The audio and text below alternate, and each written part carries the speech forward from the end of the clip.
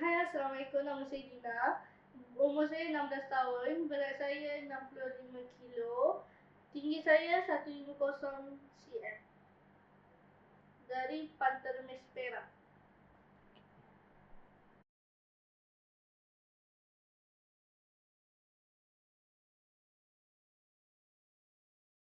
Ya, aku tak faham lah kau ni. Apa masalah kau? Aku tak ada jantan lain ke kau nak ambil? Power aku juga kau nak ambil. Macam tu ke? Apa masalah kau ni? Tak ada jantan lain ke kat dunia ni? Memang jantan tu seorang je. Power aku seorang je ke kat dunia ni? Aku benci lah kau ni. Tolong lepas ni kita putus kawan lah.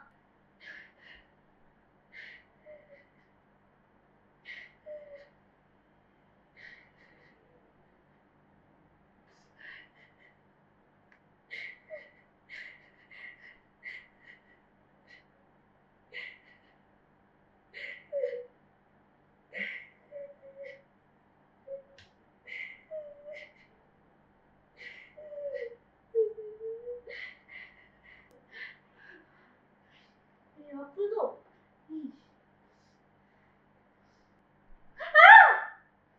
Aduh, sakit. Tolong.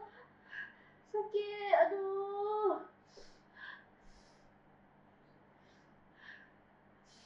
Aduh, sakit.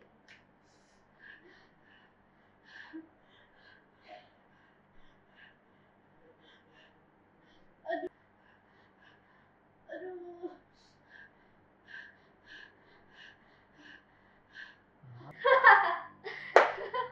Apa lah kau ni? Melawak. Tolonglah melawak elok lah. Lawak lah sial. Aku tak faham lah. Kenapa aku dapat kawan macam kau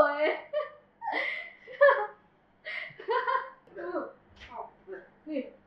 Tidak, kau buat sini. Ayah buat apa kat sini? Ha? Aku cek kamu lah. Kamu tak sekolah hari ni? Tak payah nak cari saya. Saya dah besar. Tak payah jaga-jaga saya. Cikgu kamu pukul aku. Ha? Kamu tak sekolah, hai?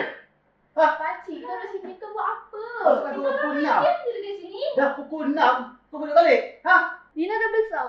Lagipun tak ada dah tanggungjawab ayah dekat sini. Siapa cakap? Ha? Kamu tu tanggungjawab aku lagi. Tahu? Dah pukul 6 ni, tak balik lagi. Kenapa ayah cari saya? Saya tahulah jalan balik. Saya tahulah rumah saya dekat mana. Kamu dah melampau dah, ya? Sekarang? Ya, ayah bersama lah. Ayah pun dulu kaki judi lah. Masa ada Rama, ayah bersama. Tak payah nak jaga-jaga saya. Hai. Dina, kamu cakap lebih tu. Ha? Kamu tahu tak? Ha? Apa? Kamu diam. Ini aku dengan anak aku. Kamu tahu? Sebab kau lah bila aku mati, tahu? Kenapa ayah nak kena babitkan Rama? Dah lahan ni. Kenapa? Kau lupa, ha? Sebabkan kau lah, ha? Mak kau mati. Ajar mau dekat